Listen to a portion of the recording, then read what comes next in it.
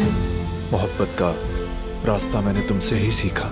मेरी जान से प्यारी मोहब्बत। और अब हम अपना एक आशियाना बनाएंगे, तुम, मैं और हमारा बेबी।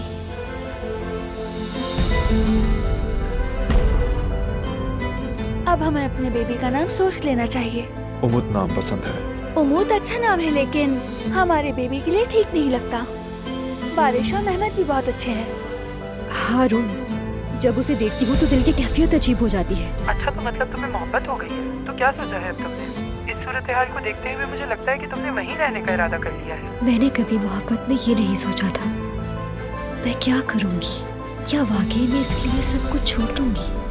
क्या मैं हारून के लिए अपनी तमाम उम्मीदें पीछे छोड़ दूंगी?